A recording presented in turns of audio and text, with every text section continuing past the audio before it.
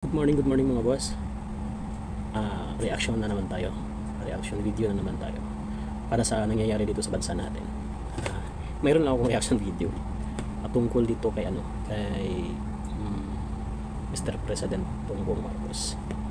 Yung sa sinasabi niya may flood control project umano, di ba? Sabi niya mismo yun kasi sabi niya yung latest pa lang is mayroong flood control project daw kasi nababasa niya sa newspaper. May newspaper pa ba ngayon?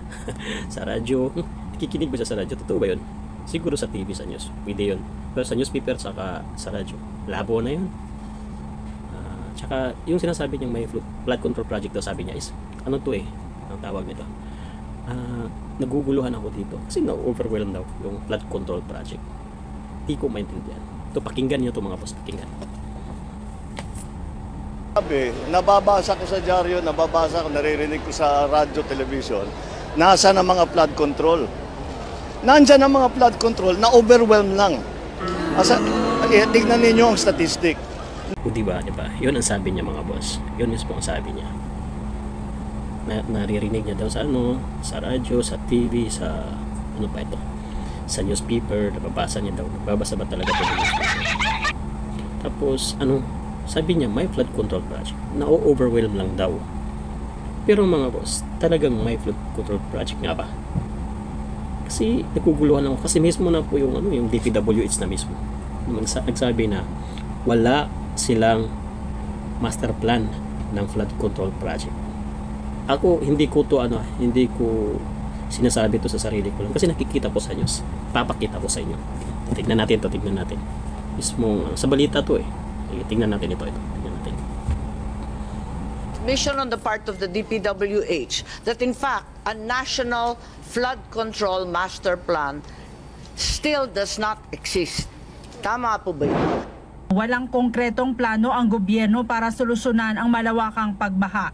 Yan ang inamin ng mga opisyal ng Department of Public Works and Highways sa pagdinig ng Senado sa isyu ng paglubog ng Metro Manila sa kasagsagan ng Bagyong Karina. To some extent, that's correct, Madam Senator. But what I'm saying is actually there has been master plans before that were carried out.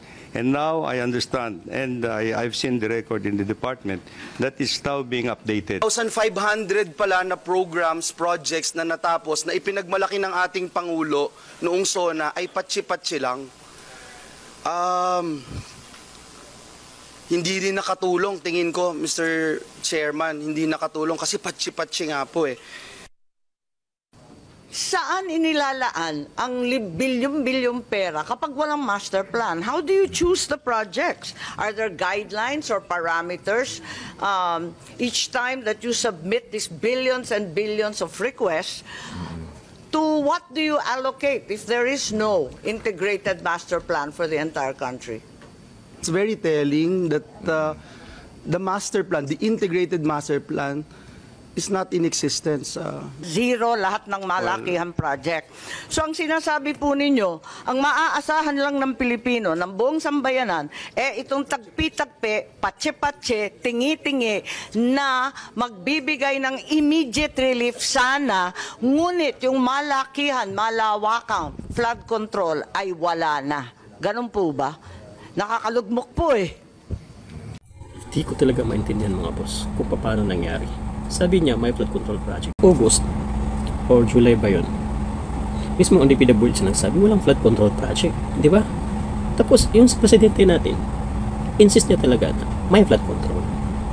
Sino ba talagang paniniwalaan natin? Siyempre para sa akin, naniniwala ako sa DPWH kasi sila yung gumagawa ng project na yan Di ba? Sila gumagawa ng project kaya paano natin papaniwalaan yung si presidente? Di ba? Hindi ko rin At saka ito mga boss, hearing ito. Yung sa Quadcom hearing. Ako sarili ko tong opinion sarili ko tong pananaw sa mga nangyayari sa bansa natin. Kasi sa palagay ko kaya panay sila banat sa mga Duterte previous administration, AJK umano, budget ng OBP umano. Kasi mayroon silang tinatakpan. Ginagawa nila yung mga hearing na yon.